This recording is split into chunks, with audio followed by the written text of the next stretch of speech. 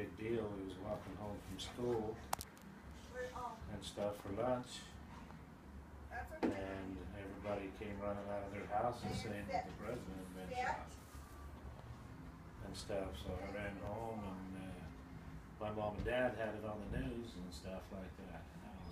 And I would think that was probably one of the biggest things growing up that I can remember and stuff. Yeah. What did you do as a kid? As a kid, it was fantastic. Back then, we could walk through town with shotguns on our shoulder. Growing up in Lehigh, it was a lot smaller town.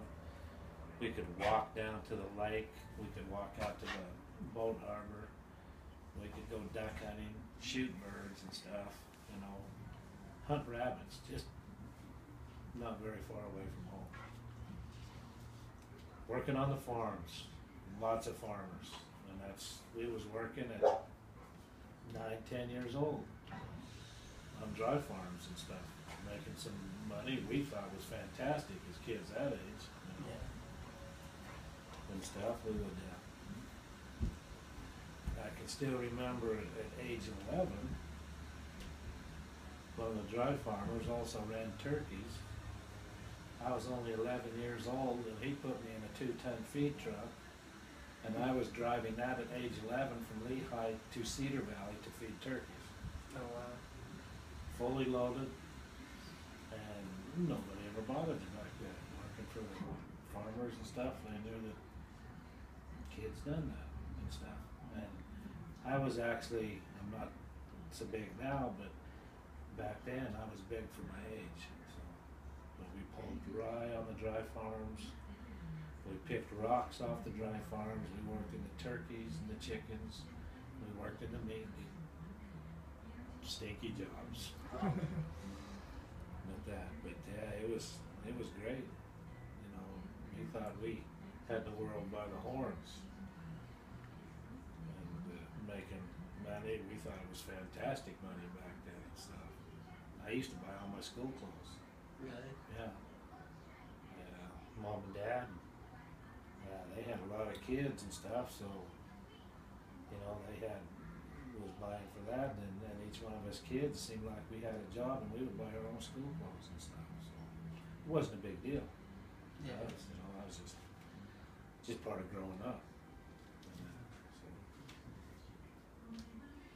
there was a lot of good times. I mean, back then, you could stay out in the summertime till midnight. Your parents didn't worry about where you was at, because you was right there in the neighborhood. You didn't have all the crazy people you do nowadays. Playing kick the can, NEIO, or hide and seek, whatever, you know, and stuff. And my mom, she used to have a whistle. That's how she'd get us to come home. When it was time to eat or whatever, she would come out and give 3 toots on this whistle. 1 long one and 2 shorts. That knew it was time to come home. And it went for blocks over the entire neighborhood. We could hear it for long ways. And if we didn't get home, we didn't have supper and stuff. Makes sense. So, You just didn't get to eat? didn't get to eat. So, exactly. So you learned. So we learned what's that whistle, and we knew we better get home, because if Dad come out looking for us, we was in deep trouble. When was your very first actual job besides working on farms? The first, probably still when I was in high school, and it was between my sophomore and junior year. We was building basements for houses. I was carrying forms. Back then we had the great big 4x8 foot plywood forms. That's what we'd form up these basements. They had ties, and we used 2x4s to lock them in and stuff, and we tied all the rebar inside these forms. We put up one side, tie the rebar and stuff, put up the other side, block it all with 2x4s and that so it wouldn't blow out. And then we would pour the cement for pouring basements and stuff for houses to be built on. That was probably my really big first job that paid some really good money and stuff. And then I went on to little odds and end jobs, working for Hatfield Wire and Cable, worked for IFA in the warehouse, driving truck. And then that's what I was doing when your grandma lured me in to coming back to American Fork from the basin and talked me into marrying her. So that's the way it is. What is the second biggest thing in history?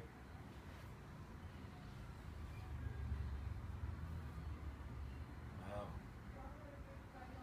Well, I guess landing on the moon and walking on the moon. Yeah. And stuff. That was a big thing. Going into space, period, was a big thing. And stuff like that. And, there was a lot of things back then that you just would never imagine would happen. I mean, like I said, we knew that President Lincoln, that was way before anybody's time, was assassinated, but you didn't think that would happen to a president in our lifetime and stuff. Yeah. But it did, and like I said, space travel, dropping a man on the moon. Did you watch the lunar landing? Yes, we did. Right there in school and stuff. Oh, that's cool. We watched it.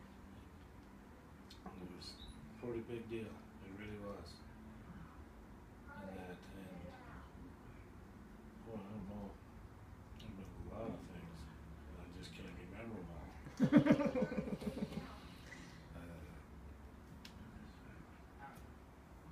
What else you got? Yeah, I'm gonna ask another question. Let me see. Who was your biggest hero? Like your biggest hero that was like a famous actor or like a singer or something? Or a hero in general, just anyone? Or Like does it need to someone be that famous? like is famous. And then like if you want to, you can also tell like your favorite hero. Well, my favoriteest hero had to be my dad.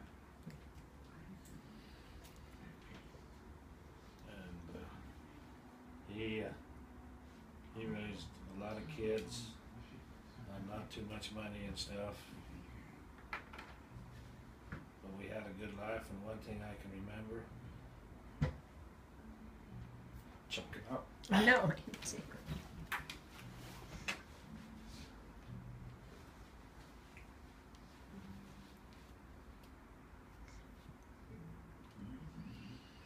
Just let me go for a minute. But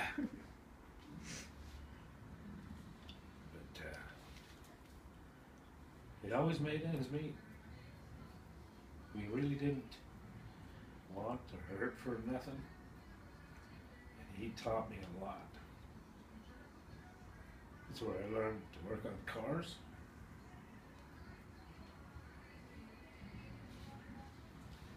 You'll have to tell everybody that your grandpa gets a little emotional My teacher's the only one saying it. I don't care too and much. stuff. And but as far as anybody that could sing, and I mean sing really well, is a hero to me. That's something I've always wanted to do. Just didn't have a voice. So. So you guys get to listen to me on camping trips and that around the campfires and stuff and that. Yeah. You're really good at drumming though, especially on the grill. The Professional. grill's good, dashboard of the truck's good. Sometimes going down on the motorcycle, you can take your hands off the bars and drum on the gas tank and stuff. So. But you know, and I've always said this, that family means everything to me. My kids, you grandkids, all of my family. And I have an extended family. I mean, your friends are basically my kids too. Yeah. I mean, my Mom. friends, your grandchild, so many, pretty much. Everyone in our circle, though. Yes, they are. They all love red. And your mom and dad's friends and neighbors and everything, they're all my kids. They act like kids. It always will be. Stuff. Did you have any other questions that you were supposed to ask? Do you remember anything about like Vietnam or any of those wars? I remember watching a lot of news. Vietnam ended. In 73, 74.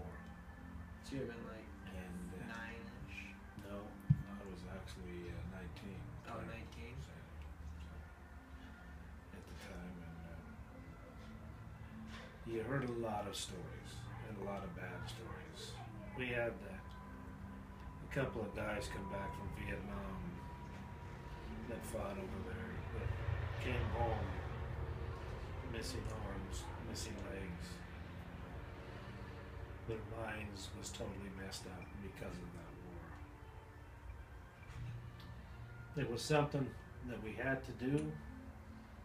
A lot of people was totally against it. And they yelled at the servicemen when they came back and made them feel like they was not wanted, which was totally wrong. And stuff. Yeah, most of them were forced to go. And I did not agree with a lot of the people running to Canada to get out of the draft.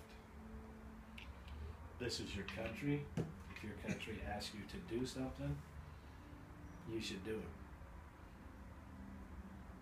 And there's nothing that upsets me more than to see the flag go by and people don't put their hands over their heart.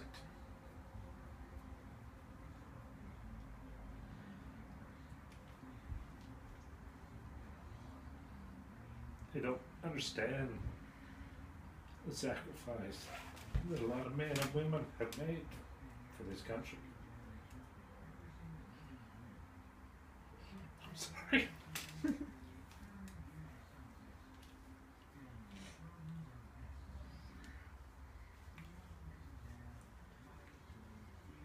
This flag means a lot to me. So does this country. Yeah.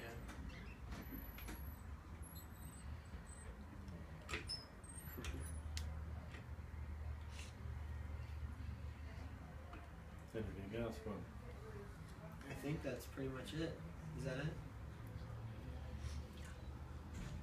1 minute?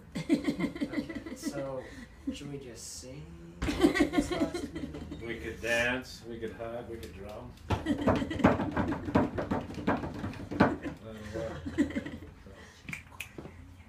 Oh, Kevin, you're in trouble, man. Okay, so let me think.